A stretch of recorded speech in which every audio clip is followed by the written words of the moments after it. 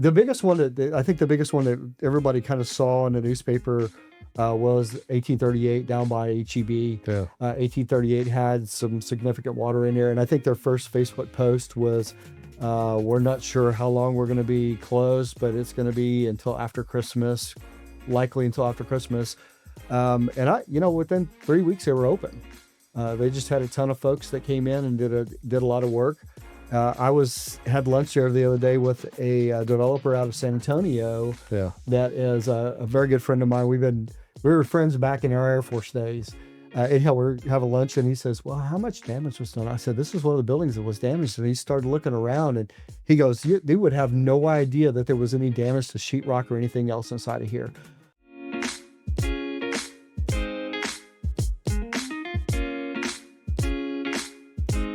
Hello and welcome to another episode of Discover Seguin. I'm your host, David Pope, and we are fortunate to have here in our studios today the president of the Seguin and Guadalupe County Chamber of Commerce, Chester Jenke. Chester, thank you for joining us. We appreciate you Thanks coming. for having me today. Yeah, absolutely. So tell me, what is going on at the Chamber of Commerce? Well, we just wrapped up our first ever Seguin Craft Beer Festival. Okay. And it was a huge success. Originally had it planned for the 5th of July, and with things that unfolded inside of the state on the 4th and the 5th, we thought it was best, so we postponed it. And it was good. It gave us a little more time to think about it. Sure. However, when we were setting it back up, we felt like we've done this before and had that memory that it wasn't a year ago, that it was just, a month ago that we set it up. Yeah. But it was pretty successful. We had 9 different breweries represented, plus Okay.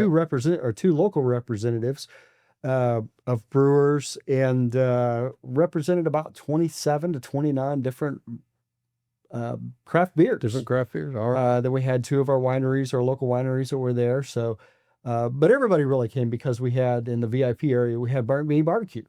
Oh, well, that'll draw. That was a huge draw, but the feedback was pretty awesome.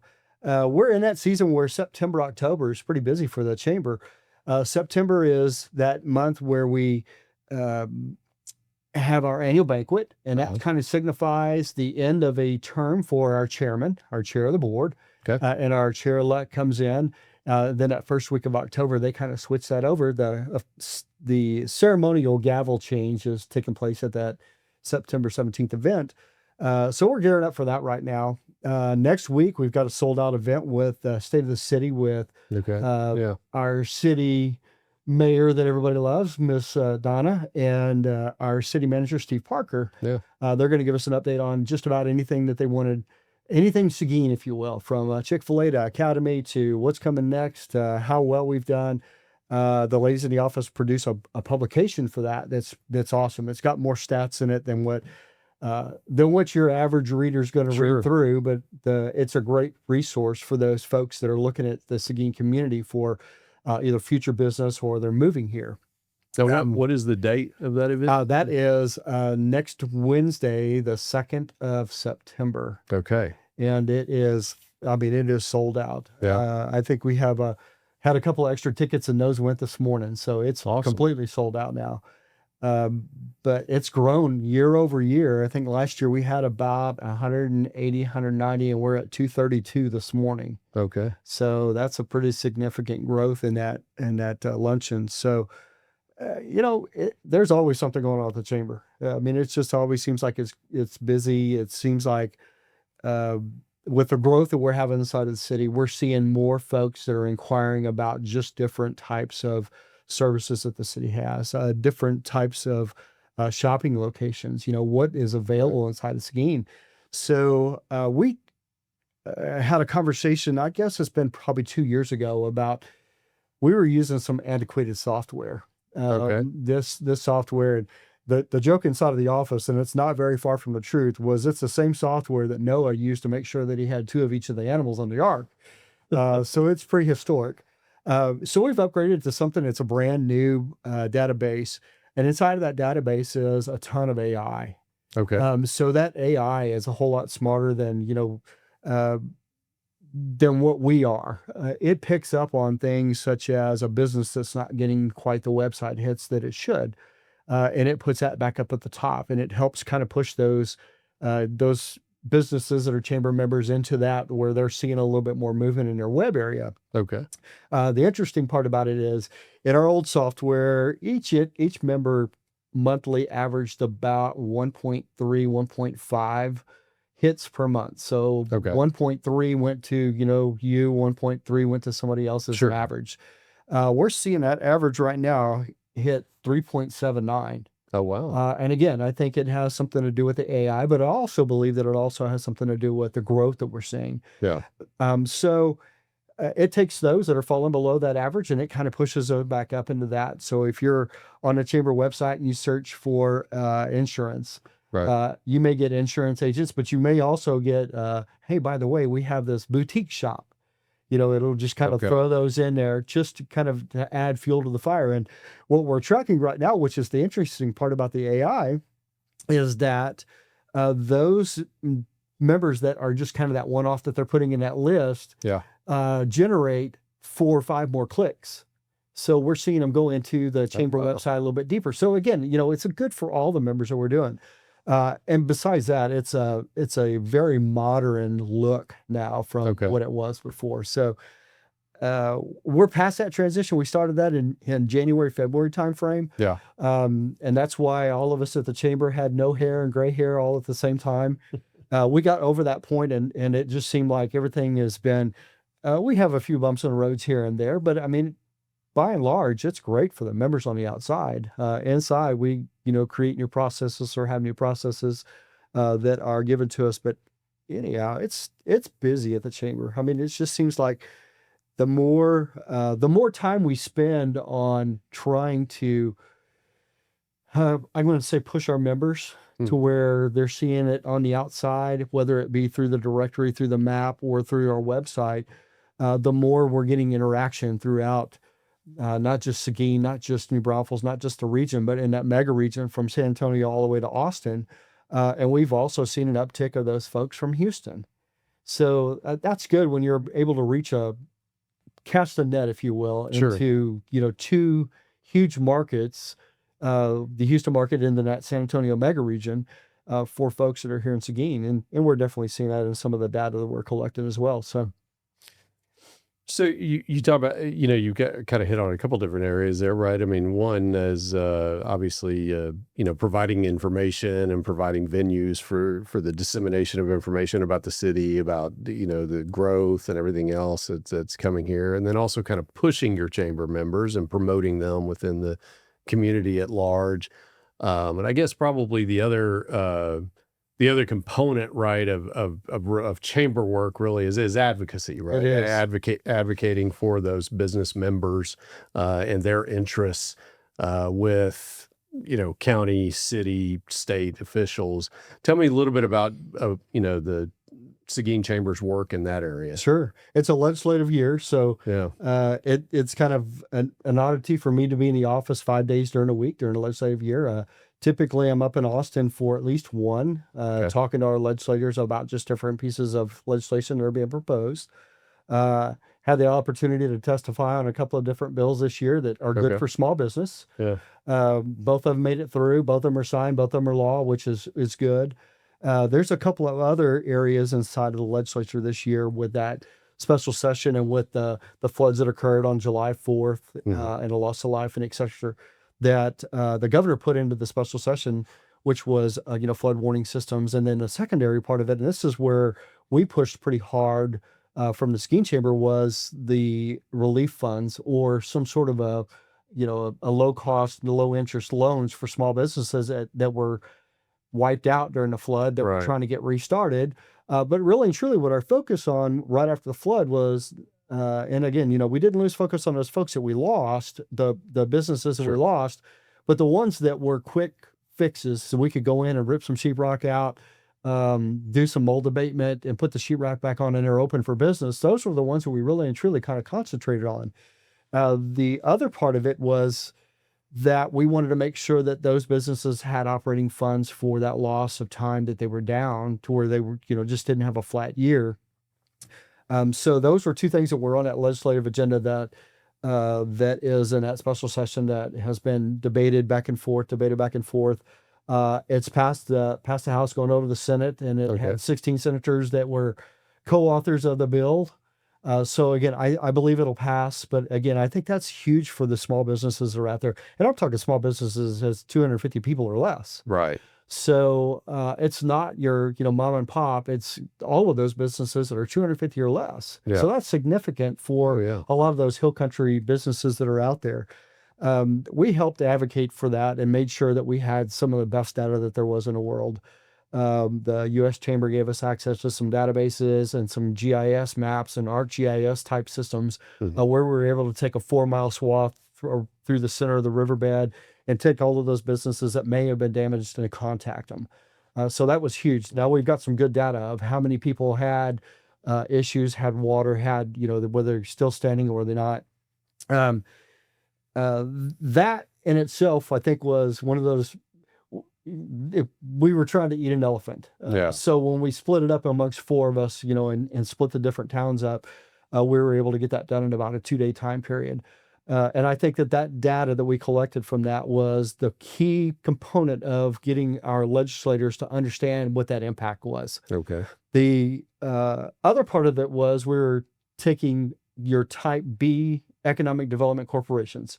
Seguin's got a type A, and they are able to do this already. But type B, if you have a natural disaster inside of your community, now there's legislation that says that you can use your economic development funds and you can help fund those businesses to get back up and running. Again, it's all about creating that tax base or creating that tax increment to where they're producing sales tax, putting it back into that, whether it's that half cent, 3/8 cents, whatever it may be, putting it back into those coffers. So investing in yourself was huge. And a lot of the communities just could not do that with those type B organizations. So it's out there. It's got some momentum. I believe that we'll hear it tomorrow on the floor. Okay. So we'll make sure that we're there to make some steering if we need to steer. Yeah. And make sure that everybody understands what they're voting for inside of those legislative arms. And outside of that, it's been one of those years that expect the unexpected. We've had some things that we thought were going to be controversial that never made it to the floor. We've had some things that we thought would never make it to the floor, make it to the floor. So it's been one of those years that expect the unexpected, which kind of keeps us on our toes. The Texas Association of Business, which is also a Texas Chamber, we separate stuff out into buckets to where we can help, push those different buckets along. Right. And luckily this year I had buckets that weren't completely full. The last legislative session, I don't think that my bucket ever got empty. Every time it would get a little bit down, somebody would throw 4 or 5 different other things that were in there. So I think they were hyper focused this legislative session on getting some things passed that needed to be passed. One of the things was some sunset on our economic development tools. We're making sure that our economic developers, whether they be city, county, or state, still had those tools in their pocket to where they could recruit those companies that brought better paying jobs and greater wealth, if you will, inside of those communities. So it's been a busy legislative session. Yeah. Sounds like on the national level, it's been somewhat quiet. The big beautiful bill was the big ta-da, if you will, or to-do, if you will, that we thought was going to cause several different places where, how do we make this happen? Where are we going to get this money from? And it seemed to have panned out. A lot of it, and again, I get it that the president has a Congress that follows his political party. But there was also some pieces of that puzzle that, required them to work bipartisan. And Representative Dela Cruz said, reaching across the aisle to some of those folks that would normally be a little bit standoffish was not there this time. So that's great to hear that we're at least trying to get along and doing what's best for our country, doing what's best for our states and our cities. So, it's been a busy year, been a legislative realm. So tell me, I know you had mentioned, that in Seguin, because we have a type A economic development board, we are able to use some of those funds for emergencies and maybe remediation from flood victims. And I know we had some flooding although most of our flooding, I don't think was actually river flooding, but rather it was runoff flooding, was. right? So has there been any distribution of funds for that to any businesses here for that? So I don't know about local funds, but I do know that we had FEMA on site for about 7 days. They were working out of the Nolte building, All right. which is the previous Wells Fargo, Right. working out of the Nolte building.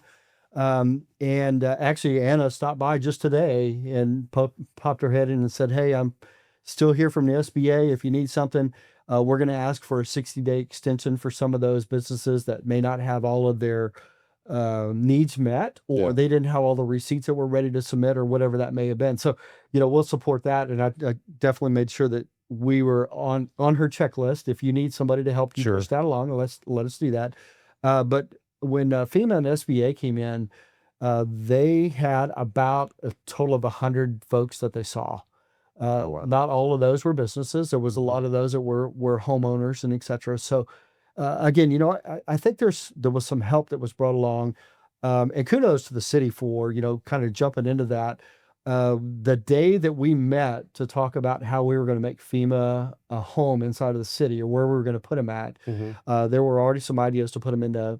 Mr. Parker brought that to the table to put them inside of the Wells Fargo Nolte building. Okay. Because again, it's empty, it's waiting on its next stage of life. Right. But to put them into there, but that same day was the same day that the president signed that declaration that made Guadalupe County on that bill, or part of that disaster area. So that forward thinking on our part here has kind of helped us stay in front of a lot of that. There's been a couple of times that I think that we've been so far ahead that when it happened, it was just like we knew what that quarterback was going to throw, and we were there in a defense for it. So, kudos again, for all of us working together and pulling stuff together to make sure that we were taking care of our folks, both in the local area as well as the county itself.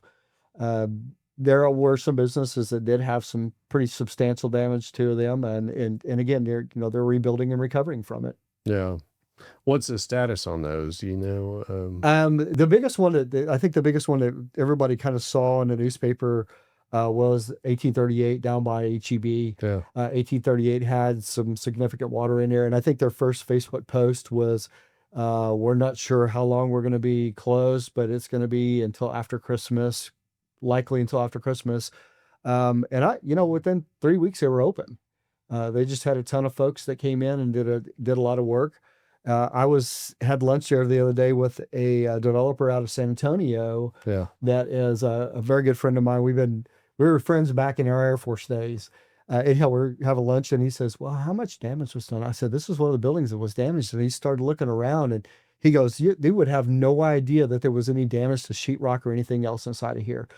So, having that quickness, if you will, for the contractors, Right. helped them get up and running again, and back to having lunch at 1838 every, once a week. Because we all eat there. We all do. Yes. Absolutely. But yeah, so that was kind of that pinnacle of it. When you got into some of the other ones, you had some water damage, but it wasn't huge. We too had a little bit of water come into the chamber. Oh, really? We had one of our roof drains down into a pipe, and then it goes out to the street for runoff. And it's a 2-inch pipe. And of course, with 10 inches of rain, 2 inches of pipe didn't last very long. So it ran over and got into the basement. 4 hours of cleanup and it was done. 4 hours of cleanup and a couple hours with a high-speed fan, and it's done. But, I'm sure that there were others throughout. We heard about some of the damage that they had at the Texas Theater. It was just scattered damage throughout. And, the irony of this is some of the folks, we saw those 10 inches of rain, and I don't care where you're at inside of the U.S., 10 inches of rain is something that any city is going to have a hard time dealing with. But those 10 inches of rain, when I knew it was pretty bad, so I came into the office that day to help support, whatever we could do for Steve and Donna, but also for KWD, because they were doing Freedom Fiesta. It was still kind of a go at that point in time. Oh, wow. When I came in and I made that turn off of Guadalupe onto Mountain Street, and the water usually runs down the hill there right as you're making that turn. It was shooting off of that. I thought, oh my gosh, this is even worse than I thought. And then to dodge, 15 trash cans to get back to the parking lot. That's a significant amount of water Right. to move those trash cans from wherever they were. And then, the Pastor Marcus from Emmanuel's and I kind of met out there at the street, and he goes, "We're delivering trash cans that are 2 blocks back the other way." And I thought, well, that kind of sums up how much water actually came into the city that day and how much water Wow. came down that road. But again, I think the bottom line is we're recovering. It's not like we didn't have that damage like you would see up there in that Kerrville, Ingram, that area up there. The chamber did a drive right afterwards, and I contacted Kim Bloxham at the Bernie Chamber and said, "Hey, what Okay. can we do?" And she says, "Let me connect you with our friends up at the Sisterdale Fire Department." And with that phone call, the Sisterdale Fire Department was so surreal about how bad the damage was. Yeah. Without visualizing it, you could hear it in that young lady's voice on the phone about how bad it was. And here's the things that we need. So we started gathering some of the supplies that she had put on the list, and between Rotary Club, Lions Club, and Chamber, we filled up the back of a truck and then some in the back seat of a truck and went up there and dropped it off. But we had some big boxes of gloves and etc. And I think the bottom line is when you meet this young lady in person, and she greets you with a hug, that's how Yeah. grateful those folks were. And I said, I came back and I told some folks yesterday at a Rotary board meeting that it's tough for me to even think about that today. I mean, it makes my man eyes sweat. Yeah. Some people call it a tear once in a while, but it's a man eyes sweating. But it truly, those folks had some rough times up there. And will they recover? Absolutely, they'll recover. Will it be tomorrow? Probably not. Will it be next year? Maybe for some. So again, I just kind of keep those folks in our prayers of, what's next for them. Dealing with the loss of life, dealing with the loss of property, dealing with the loss of businesses is something that we don't think about in our daily lives. It's not in our checklist. And, the whole learning experience from this has been, we do a great job of picking up the pieces afterwards and trying to plan afterwards, Yeah. but we do a horrible job of planning for it on a blue sky day. It's really difficult to do. It is. So we tapped into a program and we sent it out to all of our chamber small businesses. It's a U.S. chamber program that allows them about $5,000 for planning, and it's any kind of disaster planning, whether it be an earthquake in California, whether it be a tornado, flooding, or otherwise along the Gulf Coast area, or whether it be snow up in the northern tier. Anyhow, so they create this disaster plan, they submit that disaster plan, and they get $5,000 to help them move along at the next disaster. Yeah. If it's declared a disaster, they put it in and they get that $5,000. So that's kind of an important thing. And again, I think it highlights the need that we have to be proactive and plan for that, and not be reactive after it's happening. Right. And then, oh my gosh, how am I going to do this happens? Well, if you have that plan in place, at least you have a stick figure plan to where you can kind of move forward from that. So again, to kind of sum all of that up, it's been a rough time with the floods and the damage that we've had throughout the city, throughout the state itself. But again, I like to say this. I said it during a U.S. Chamber call the other day. We're Texans. We're resilient. It's not whether we're going to rebuild. It's how quickly we can rebuild. Yeah. Have you, since this time, and I've noticed, obviously, we're only a block away from your offices here. And obviously, we see when the rains come, and it can happen very quickly, and just a very quick shower here, the streets fill up and water is up over the sidewalks, Right. In relatively short order. Have you, in your conversations afterwards about this, has there been any discussion of maybe starting to look at some subsurface drainage, aside from just our surface drainage that we have right now? There has, and again, that I don't want to get into the city's wicket there, but one of the things that they've got is they had some grant funds that took care of some of that was constantly flooding. Yeah. If it was just a small flood or a small piece here or there, it would flood some of those areas. So they got some grant dollars and they've taken care of that. Now it's time for us to kind of look at that as a big picture of what we can do inside of the city. And And again, we stand there by their side to help them do whatever they want to do or whatever they need to do to make that happen. And Melissa Reynolds at the city does a great job of ensuring that we've got ample, with anything that's new that's built, ample drainage from those or retention ponds on whatever's built. That wasn't a focus item in the past. We would build these great big impervious parking lots with no retention ponds, and that water doesn't sink through the asphalt. It's got to go somewhere. Right. So it comes back onto our roads and of course enters into our drainage systems, and they just are not designed for that. I think the way to look at this is we used to be able to get by with a 24-inch pipe. Now we've got enough impervious surface and we've got enough folks in town that we need a 36 to 48-inch pipe. Right. So I think there are some upgrades that the city is looking at doing throughout the city that will help ease some of that flooding in the short term, and then ease it a little bit better in the long term. But yeah, you're right. There's something that has to be done because, the impervious cover isn't getting any smaller. It's not. The good part about it is, I guess the shining light on that is there is a little bit of a retention pond on some of these properties that allows it to catch some of that water instead of putting it back out on the street. So.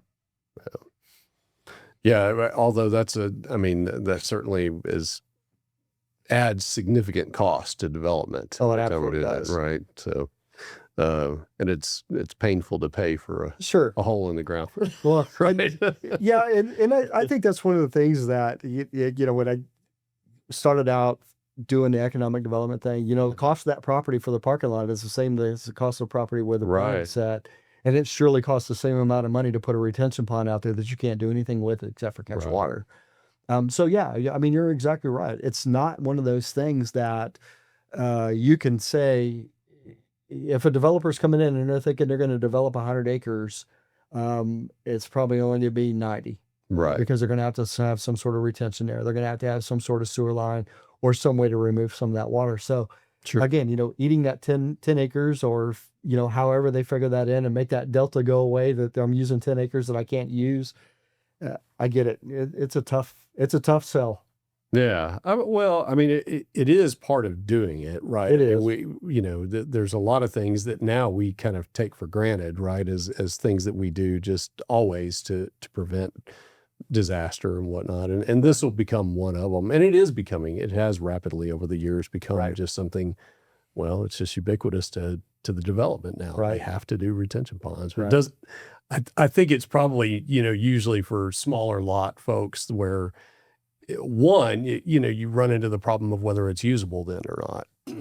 Can you actually develop that lot, based upon its size, but then also, typically those lots are not, they don't have the economic value that another one would, and a hole is a hole, and the cost to dig a hole is the same whether on a big lot or a small lot a lot of times. Well, and I think some of that also runs in the right-of-ways that are out there. Yeah. Some of those bump up against right-of-ways that may be right-of-ways for, future drainage, future sewer, future water, whatever that may be. So, once you consider all that, like I said, in 100 acres, I think that a lot of the developers in it, that friend of mine that I had lunch with the other day said that in San Antonio on a 100-acre plot, they're able to develop about 80. Okay. So that's, 80% of it needs to be developed, and 20% of it goes back to either right away, whether it's, turn lanes coming off of a major thoroughfare, or whether it's retention pond or otherwise. So I think that's probably a good rule of thumb that a lot of folks inside of the city and the state are probably seeing throughout our region. It's just not it's not like it was back in the 70s where we planned to do something after the plan's already taken place and after the building's already built kind of thing. Planning for that future, I think, is huge. Yeah. So tell me, the chamber, just kind of more of the pedestrian things, right, that chambers do, right? So often, you guys still do ribbon cuttings, you still do networking luncheons, right? Tell me a little bit about those things that most of our small businesses are really interested in. Sure. From this. Well, we still do ribbon cuttings. We did one this morning, right next to Burnt Bean. And that's a perfect place if you want foot traffic. Yeah. Southern traditions. And I captured something from her this morning that and kind of resonated back to what chambers do inside of their towns. As she said, she grew up in a small town in Arkansas, and her parents always said, you need to build and participate where you live. Yeah. So, now that she's down here and we've made her an honorary Texan from Arkansas, she's, doing just that, building inside of and opening a store inside of the city of Seguin. But we're seeing a lot of those folks that are moving here that are looking at just different places that they can either A, start a business, B, move a business from wherever they're at to here, or C, they want to do a combination of two, leave the business open wherever they're at inside of the big city and then move to the suburb and open up a second location. So, that's the chamber's kind of here to help you come up with that. We collect a ton of data. Yeah. That data, I mean, we can tell you cell phone data from folks where they live. And I told this to our small business council about a year ago. Our data used to be, we knew a lot of visitors were coming from Houston. Mhm. But if you're a small business and you want to market to Houston, that's a lot of money to put a mailer inside of everybody's mailbox. But the way that it's kind of pared down now, we're able to tell you which parts of Houston are Right. most likely to visit Seguin based upon what their combined family income is, what their interests are. So coming up from a town that's the size of a 12-inch pizza down to a personal pan size Yeah. makes it more affordable for those small communities. And we're just before I walked out of the office, we rescheduled a Zoom appointment with another data provider of that, one of the other chambers or a couple of the other chambers throughout the state that are small, medium chambers like we are, that they're using. And it kind of even refines that data even more with it tells us, are they movers and shakers? Are there, a family with 2.5 kiddos? Are they a family with no kiddos? Are they looking for apartments? Are they looking, what their combined family income is? So it gets pretty granular when you get some of that data. And, the girls in the office call me the data geek, and I get excited over that because, again, I think it helps us par that down to where we're able to help each of those different businesses, whatever it may be. Sure. So they're making smart decisions, educated decisions based upon data, and to where they're making it one time and not having to go back and revisit that data about, okay, now I don't have the foot traffic. How do I get foot traffic? So that's one of the things the chamber can help with. But you're right. Ribbon cuttings are one of those things that I think I wrote in a newspaper at the end of last year that we didn't have a week that went by in August and September that we didn't do a ribbon cutting at least twice a week. So, and there were some days that we did one at 10 o'clock and one at 2 o'clock in the afternoon, and some of those days. So that's exciting that, we had a ton of those members come in at that time. But once those members are in, now it's, that's where the heavy lift starts, where we're making sure that we're putting them out there in front of the folks. Our after hours mixers, or we call them networking, it's the old mixer, have grown too. We've seen an uptick in the number of folks that are taking time after hours at that 5 to 5:30 to 6:30, 7 o'clock. And I joke about this all the time. I said, I don't know if that uptick is because there's more people networking or if the drawing for the cash goes up each month and we haven't given that away. So it's up to $1,000 now. And I finally told Elizabeth Engelhart from the Gazette, who was our chair of the board, I said to her, does it really matter why they're coming to it? They're coming to it, and hopefully they're making that connection where here's something valuable for me. And they just keep coming even after that drawing is won. But so if you're going to have one of those, you really want to host it when the pot is big. Yeah, you do. Absolutely. But there's no way to time that because the guy right before you could. That's right. You have no idea. And our board fills up pretty quickly. I believe that we're filled up. We have one left open this year that we kind of left it open by design because we're trying to figure out if we can do it at the chamber during some strategic times during Chamber Week or something like that. Yeah. But next year, I think January, February, March, and May are already filled up. Oh, well. So, I mean, they go fairly quickly when we open them up. But yeah, and then again, our member luncheons have kind of grown to about 100-ish. Okay. They were 75 to 80 in the past. They're up to about 100. And those are hosted at... they're hosted by the chamber at the Coliseum. At the Coliseum. Yeah. So we use the backside of the Coliseum. with the exception of the state of the city, which there's no way we put 300 people or 250 people back there. So we used a big Coliseum for that. And then October is Chamber Month. That's when the National Chamber is, and we get our kudos from DC about all the things that we've done. We submit all of our annual reports to them, and they put that on the congressional floor. So in October, we always do our State of the Chamber. And that's when we roll out, some of the data that we're collecting with this new system, some of the data that we're seeing from our visitors, some of the data, the shopping habits that we're seeing of our folks that live here. And it's kind of funny that the new data company that we're using, the old data company or the data company that we currently have, if a cell phone spends 5 days out of the week for 8 hours someplace, it thinks it lives there. So it could be, and it has to be after 5 p.m. So that doesn't do a whole lot for data gathering for us if they're a night shift worker at Caterpillar. Right. Because it could think that they live there. But this new understands that if they do that week after week, that says, no, they're at a job, not at their house. So we're kind of excited about that, but it's kind of interesting to see how some of that data has changed over the past probably 4 years. We're going to say post-COVID, there was an uptick in how people shop, different shopping habits, with the onset of curbside and the contactless payment systems, etc. When that happened, some of those adopters have not gotten rid of that.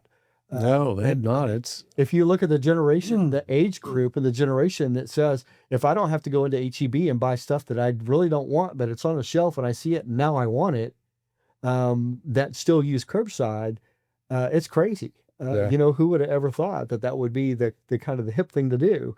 And I can say that because, that my daughter's in that 30-ish range, right, and does that curbside quite often. Both of the ladies at the office are in that age range, and I always think, when we have these events, we got to go to HEB and pick up the food. And it's like, no. When I go to the store, that's what. At 2:30 in the afternoon, you have an appointment. Park in the spot and text it to them, and they'll bring it to you. It's like, that's awesome, We should use that more often. I don't know why I don't, but it is. It's obviously a time saver. Yeah. And it obviously saves you money because you don't see those, Oreo cookies that you really don't need. They're not on your list, but you got to have them kind of thing. So, but yeah. And I think the other things that the Chamber's working on is, we kind of pivoted, I guess you could say, in 21, 22, to be more member focused, if you will. Okay. How do we get those members out there, and not just once a month or twice a month or 3 times a month? How do we get them out there on a regular basis? So that was kind of the nexus, if you will, of looking at our data provider. But that also kind of kicked us into high gear of how are we supporting our chamber members? How are we visiting with them?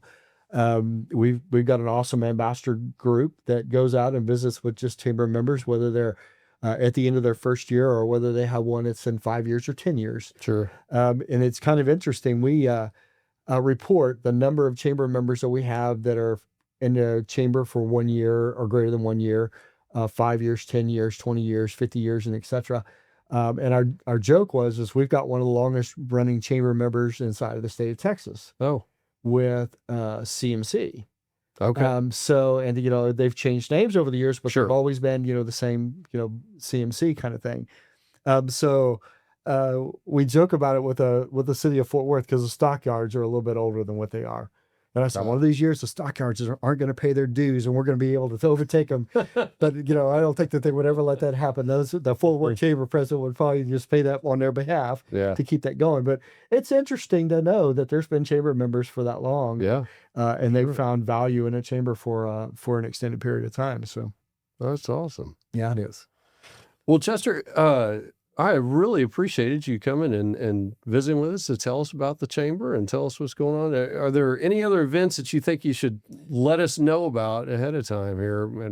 Well, the annual chamber banquet is September 17th. Okay. And that's where we'll do our awards for our Heroes Awards, which is our police, fire, and our clinical worker. Okay. But we'll also roll out. It'll be the first time that our small business and our large business will be there. And of course, everybody is always on pins and needles about who the community award is going to be given to. Yeah. I will tell you that there's 2 selectees this year, so All right. we'll leave it at that. Okay. And now we're working on figuring out how we get them to the banquet without them knowing that they're going to get an award. Well, good luck with that. It takes lots of resources, Yeah. and hopefully chamber board members that have some influence on some of these folks. Right. For sure. Well, good. Well, thank you so much. And again, it's You're been a real welcome. pleasure It to has been. get to know you and Absolutely. hear a little bit about what's going on here at the chamber. Absolutely. Thanks for having me. Thank you. And thank you for joining us for another episode of Discover Seguin. Join us here again next time where we will have something else exciting to talk to you about here in Seguin.